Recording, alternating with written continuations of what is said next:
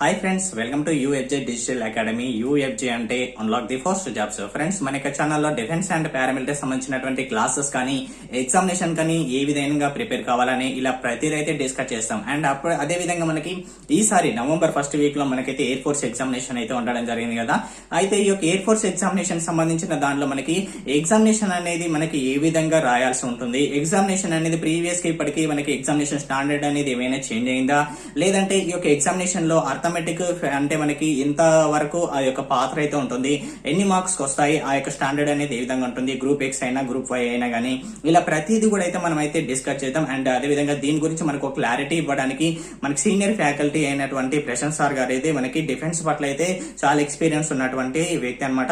So వాళ్ళకి అంటే గత 10 years బ్యాక్ నుంచి అయితే ఒక డిఫెన్స్ లో ఏ విధంగా మనకి క్వశ్చన్స్ అనేది వస్తాయి, గ్రూప్ ఎక్స్ కానీ గ్రూప్ వై కానీ, సో ఏ స్టాండర్డ్ లో వస్తే మన స్టూడెంట్స్ అనేది ఏ విధంగా దాన్ని అటెంప్ట్ చేయాలి, ఇలా ప్రతిదీ అయితే వాళ్ళకంటే ఒక ఎక్స్పీరియన్స్ అయితే ఉండడం జరిగింది. సో వారితో అయితే మనం ఏంటంటే అండ్ మాట్లాడదాం అనమాట. అంటే ఎగ్జామినేషన్ అనేది ఈసారి నవంబర్ ఫస్ట్ వీక్ లో ఎవరికైతే ఎగ్జామినేషన్ ఉందో గ్రూప్ ఎక్స్ అయినా వై అయినా కానీ అందులో మనకి అర్థమెటిక్ రీజనింగ్ అయినా కావచ్చు అండ్ ఫుల్ ఎగ్జామినేషన్ అయినా కావచ్చు, దాని గురించి మనం డిస్కస్ చేసాం. వాళ్ళు ఇచ్చినటువంటి ఇన్స్ట్రక్షన్స్ అన్ని కూడా ప్రతిదీ కూడా అయితే మీరు ఫాలో అవ్వండి. అండ్ అదే విధంగా మీ ఫ్రెండ్స్ కూడా అయితే షేర్ చేయండి, ఎందుకంటే వాళ్ళు కూడా తెలుసుకుంటారు ఎగ్జామినేషన్ అనేది ఏ విధంగా చేయాలనేది. ఓకే, సో మనం సార్ తోటి అయితే మాట్లాడదాం. Okay, hello sir, how are you, ఎలా ఉన్నారు? Hi UFJ unlock the force jobs అని చెప్పేసి చాలామంది, ముందుగా నీకు కంగ్రాట్స్ యూఎఫ్జే ప్రశాంత్. ఎందుకంటే చాలామంది నిరుద్యోగ యువతని గైడెన్స్ ఇస్తూ ఎప్పటికప్పుడు వీడియోస్ అప్డేట్ చేస్తూ దాని గురించి రిజల్ట్ అయినా ఏదైనా కూడా ప్రతి ఒక్కటి షేర్ చేస్తూ వాళ్ళ విజయంలో కూడా నువ్వొక కీలక పాత్రగా ఉంటున్నావు. కాబట్టి ముందుగా నీకు కంగ్రాట్స్. అండ్ వీళ్ళందరి తరఫున కూడా thank you sir, thank you so much. Sir, మనకి నవంబర్ ఫస్ట్ వీక్ మనకి ఎగ్జామినేషన్ అనేది ఉండడం జరిగింది. ఆల్రెడీ మనకి అఫీషియల్ కూడా అయితే అనౌన్స్ చేశారు. సో ఈ యొక్క ఎగ్జామినేషన్స్ కి స్టూడెంట్స్ చాలా మంది కూడా అప్లికేషన్ చేశారు. మన ఛానల్ ద్వారా మనం ఇన్ఫార్మ్ చేశాము, చాలా మంది కూడా అప్లికేషన్ చేశారు. సో మనకి COVID-19 వల్ల ఎగ్జామ్స్ అనేది పోస్ట్ పోన్ చేస్తూ మనకి ఫైనల్ గా అయితే నవంబర్ ఫస్ట్ వీక్ అయితే ఫైనల్ చేశారు ఇప్పటి వరకు. సో మనకి అంటే మనకి ఎగ్జామినేషన్ అయితే ఈసారి కండక్ట్ చేస్తారు కాబట్టి మనకి ఈ టైంలో మనకి మీరు ఎక్స్పర్ట్ వచ్చేసి మనకి ఏంటంటే ఆర్థమెటిక్ మనకి రీజనింగ్ లో మీరు కొంచెం అంటే ఎంతో మందికి కూడా చాలా అంటే జాబ్స్ వచ్చే విధంగా చేశారు కాబట్టి మీ యొక్క ఎక్స్పీరియన్స్ అనేది చాలా ఉంటుంది. అంటే ఏ టైప్ ఆఫ్ క్వశ్చన్స్ వస్తాయి మనకి ఎగ్జామినేషన్ లో, మనకి ఆర్థమెటిక్ రీజనింగ్ సంబంధించినటువంటి అంటే స్టాండర్డ్ అనేది ఏ విధంగా ఉంటుంది, సో అంతా కూడా మా స్టూడెంట్స్ కి అయితే ఎక్స్ప్లెయిన్ చేయండి. సో అయితే ఈ యొక్క ఎయిర్ ఫోర్స్ గ్రూప్ ఎక్స్ లో కావచ్చు గ్రూప్ వై లో కావచ్చు మనకి ఆర్థమెటిక్ రీజనింగ్ అనే దాని యొక్క పాత్ర అనేది ఎంత వరకు ఉంటుంది మనకి అంటే? ఓకే సో మీరు అన్నట్టుగా ఓకే, మనకి ఎయిర్ ఫోర్స్ ఎగ్జామ్ వచ్చేసి యాక్చువల్గా 2020 మార్చిలో ఉండే ఎగ్జామినేషన్. అది మనకి కోవిడ్ చేయబట్టి పోస్ట్ పోన్ అయింది. సో ఇప్పుడు మనకి మళ్ళీ నవంబర్లో షెడ్యూల్ చేసేసారు కాబట్టి సో దానికి ప్రిపేర్ అవుతున్న వాళ్ళకి ఇది మంచి యూస్ఫుల్ వీడియో. రైట్, ఎలా ప్రిపేర్ అవ్వాలి అని చెప్పేసి అడుగుతున్నారు కాబట్టి సో ప్రజెంట్ నేను as a arithmetic and reasoning ఫ్యాకల్టీగా చెప్పేది ఏంటంటే, so arithmetic and reasoning plays key role, vital role in all competitive examination. Air force అని కాకుండా, నేవీ అని కాకుండా, ఆర్మీ అని కాకుండా, SSC jobs, paramilitary jobs.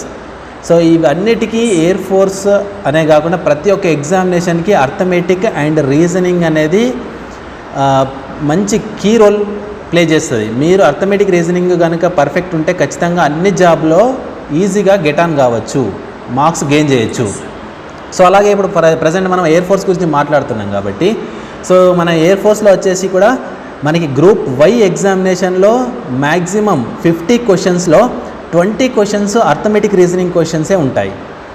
So మనకి పేపర్ స్ట్రక్చర్ కనుక కరెక్ట్గా తెలిస్తే ఈజీగా మనం దాన్ని ఎక్స్ప్లెయిన్ చేసేసుకోవచ్చు. మనకి ఫస్ట్ పేపర్ స్ట్రక్చర్ ఎలా ఉంటుందంటే గ్రూప్ వైది ఫస్ట్ మనకి 50 క్వశ్చన్స్ ఉంటాయి. 50 క్వశ్చన్స్లో 30 questions arithmetic reasoning general awareness అని ఉంటుంది.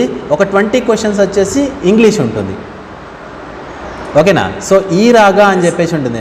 ఫర్ ఎగ్జాంపుల్ ఎవరైనా గ్రూప్ వై అప్లై చేసిన వాళ్ళకి చెప్తున్నాను, ఈ రాగా, ఈ అంటే ఇంగ్లీషు, ఆర్ అంటే రీజనింగ్, ఏ అంటే అర్థమెటిక్, GA అంటే జనరల్ అవేర్నెస్. సో ఇది మనకి examination structure of group why examination. So వాళ్ళకి ఎన్ని క్వశ్చన్స్ ఉంటాయంటే ఓవరాల్గా 50 క్వశ్చన్స్ ఉంటాయి. సో 50 క్వశ్చన్లో 10 క్వశ్చన్స్ రీజనింగ్ ఉంటాయి, 10 క్వశ్చన్స్ అర్థమెటిక్ ఉంటాయి.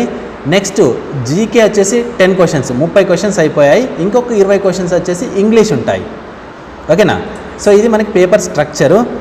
సో ఇందులో 50 క్వశ్చన్స్లో మ్యాక్సిమం ఓవరాల్గా 35+ ఎవరైతే స్కోర్ చేస్తారో వాళ్ళు మాత్రమే నెక్స్ట్ లెవెల్కి ఫార్వర్డ్ అవుతారు. గుర్తుపెట్టుకోండి, నేను ఇది కట్ ఆఫ్ అనేది మామూలుగా జస్ట్ ప్రీవియస్ ఒక 10 ఇయర్స్గా నేను ఇదే ఫీల్డ్లో టీచింగ్ ఫ్యాకల్టీగా చేస్తున్నాను కాబట్టి దాన్ని బేస్ చేసుకొని చెప్తున్నాను. 35+ ఎవరైతే స్కోర్ చేస్తారో వాళ్ళు నెక్స్ట్ లెవెల్కి ప్రమోట్ అయ్యే ఛాన్స్ ఉంది. ఓకే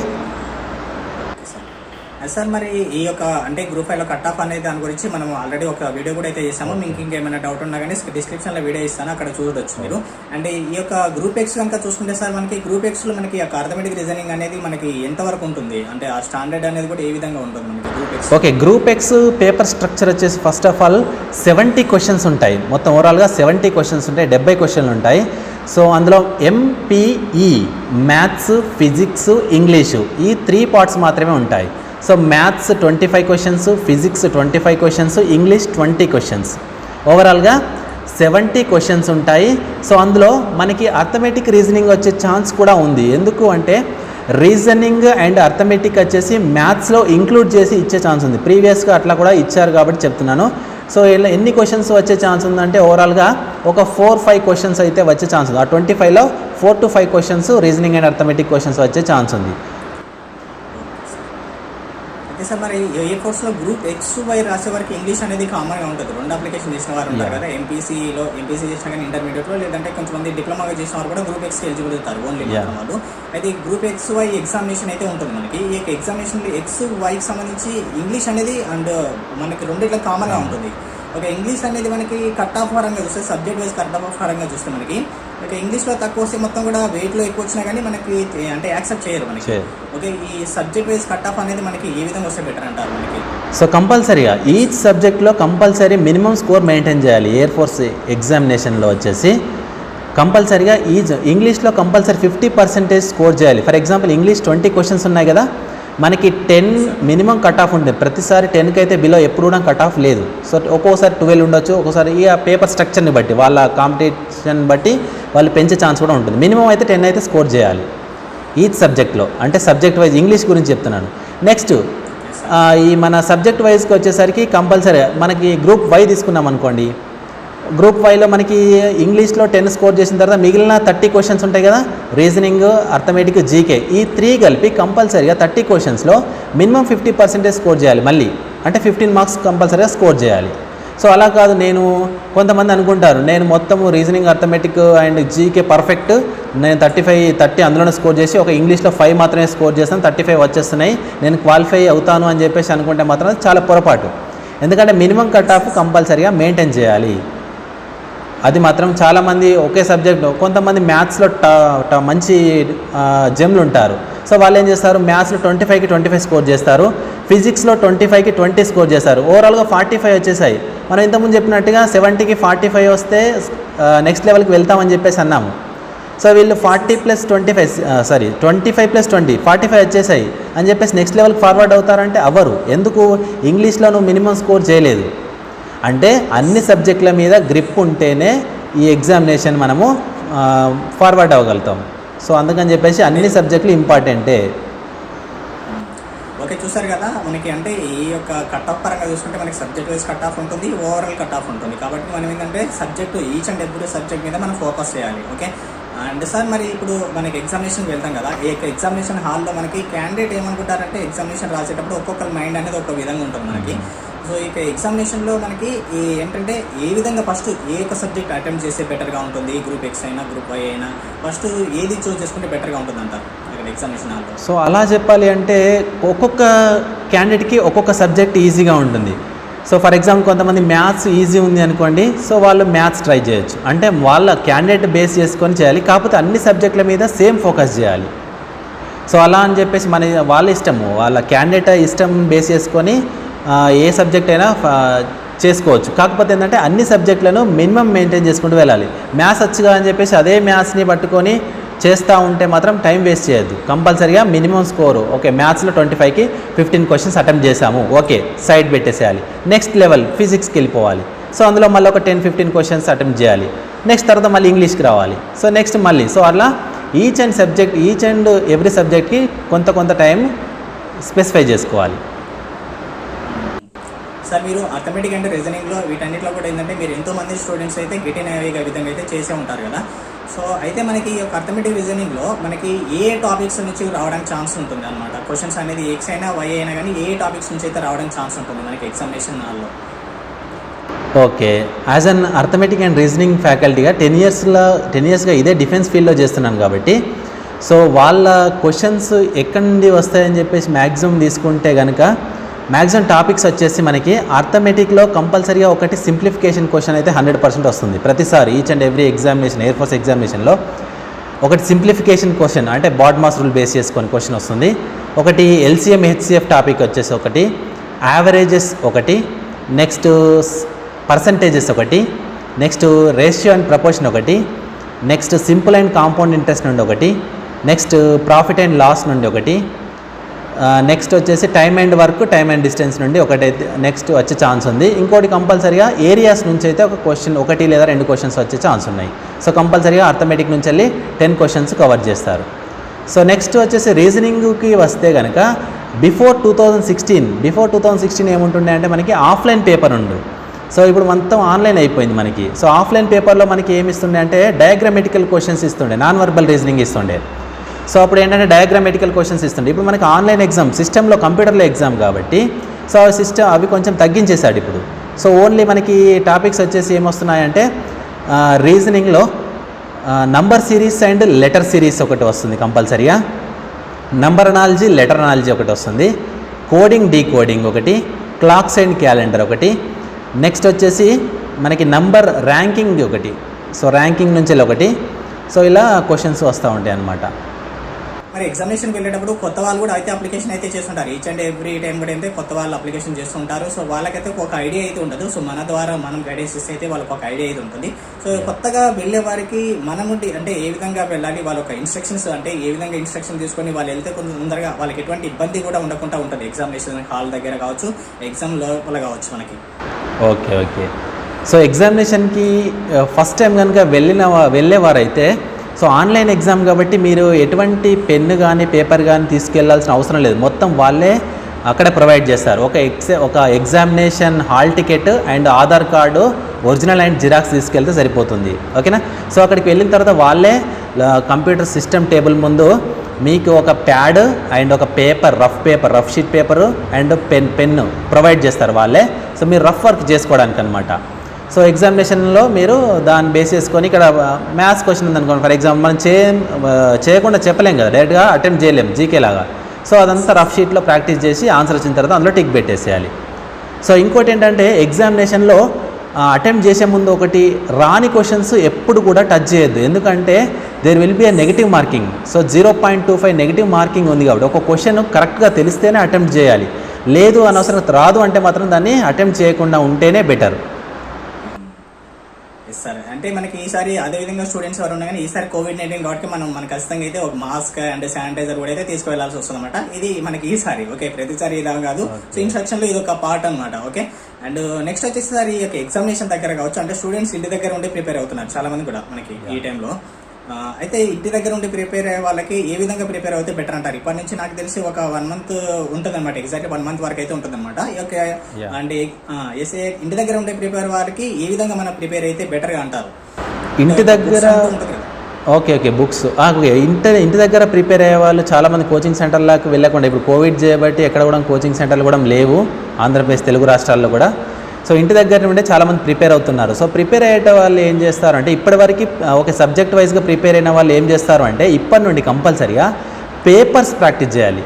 సో లాస్ట్ 1 month ముందు నుండి ఏం చేయాలి అంటే జస్ట్ పేపర్స్ ప్రాక్టీస్ చేస్తూ ఉండాలి. ఎవరైతే ఎక్స్ వాళ్ళైతే ఎక్స్, వై వాళ్ళైతే Y. So practice sets papers with in the time లిమిట్లో. ఫర్ ఎగ్జాంపుల్ మనకి గ్రూప్ ఎక్స్కి వచ్చేసి ఎంత టైం ఉంటుంది అంటే జస్ట్ 60 minutes మాత్రమే ఉంటుంది ఫర్ 70 questions. 70 questionలకు 60 నిమిషాల టైం ఉంటుంది. అంటే ఒక్కొక్క క్వశ్చన్కి 1 minute కూడా రాదు. అంటే ఓవరాల్గా 40 seconds అలా వస్తుంది, 40 to 45 seconds మాత్రమే వస్తుంది.